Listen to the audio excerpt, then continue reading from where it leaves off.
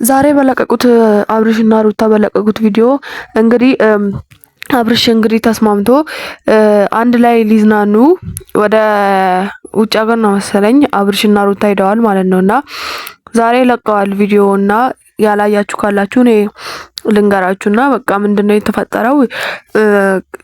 ትናንትና ሩታ አብረን ምናምን ብላ አስቸግራው ነበርና አብርሽ ደግሞ ፍላጎት እንደሌለው ነው በቃ የሚያሳየው ነገር ሁሉ ማለት ነው። በፊት እሷ የወለደች ጊዜ እሷ ፍላጎት እንደሌላ ነበር ያሳየች የነበረው። ግን አሁን ተገልብጦ ነገሩ ወደ አብርሽ እንትና ሲመስለኝ ምን አስባ ነው ልጅ የሆነ ነገር አስባ ነው ማለት እንደባለፈው እንትን ፎቶ ልትይዝብኝ ነው ምናምን ብሎ አስቦ ነው። ያን ራሱ በስም መከራ ነው ፎቶውን የደለተው ማለት ነው። እና አሁን ደግሞ ድጋሚ እንደዛ ስትል እንደዛ የነበረች ሴትዮ እንዴት ባንዴ ተለውጣ እንደዚህ ትሆናለች ብሎ አስቦ ነው።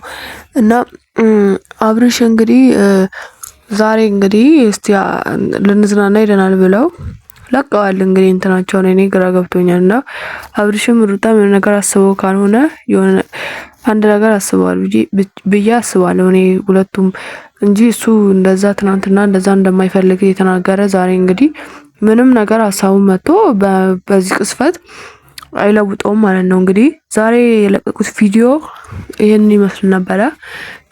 እኔ እንደዚህ ቀደም ብዬ ለእናንተ እንደደርስ ይሄንን ቪዲዮ ላይክ፣ ቻናሉን ሰብስክራይብ፣ ኮመንት ላይ ደግሞ ሀሳብ አስተያየታችሁን ሁላችሁም ጻፉልኝ።